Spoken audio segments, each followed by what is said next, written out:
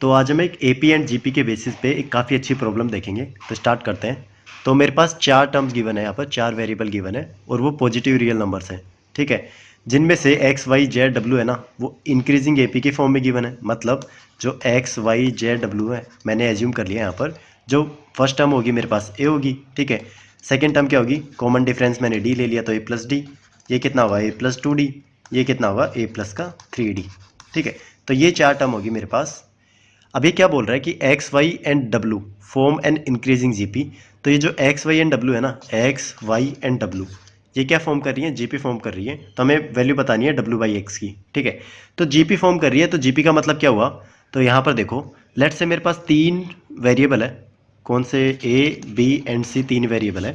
तो जब मैं जीपी फॉर्म करूँगा ना इनकी, तो जो ज्योमेट्रिक मीन होगा वो क्या होगा मेरे पास, B square is equals to A C, ठीक है। तो ऐसे ही मेरे पास जो एक्स वाई एंड डब्ल्यू है ना, ये जीपी फॉर्म कर रही है। तो इस केस में जो y का स्क्वायर है ना, वो किसके इक्वल होगा, x इंटू डब्ल्यू के इक्वल। तो यहाँ पर वैल्यू पुट करते हैं, तो ये होगा a प्लस डी का whole square equals to a into में w क्या है मेरे पास, a प्लस का 3d।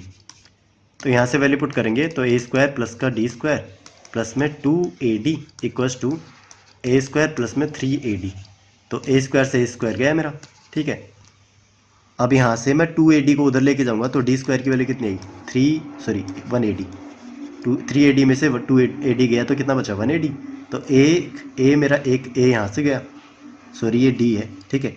तो एक d मेरा एक d से गया, तो जो d की वैल्यू कितनी है मेरे पास, a के इक्वल आई। मतलब जो कॉमन डिफरेंस और जो फर्स्ट टर्म है ना, वो दोनों इक्वल है। अब हमसे पूछ क्या रहा है, w बाई एक्स। तो w की वैल्यू कितनी है, w बाई एक्स निकालना है, तो w की वैल्यू कितनी है, a प्लस 3d अपॉन में जो x है मेरे पास कितना गिवन है, a। तो यहाँ से वैल्यू पुट करो, तो a प्लस में d की वैल्यू पुट करूँगा, तो d की वैल्यू a पुट करूँगा तो 3a अपॉन में a। तो ये वैल्यू कितनी आएगी मेरे पास, 4a अपॉन में a, मतलब 4। तो ऑप्शन डी मेरा यहाँ पर करेक्ट आंसर होगा, ऑप्शन डी। Thank you.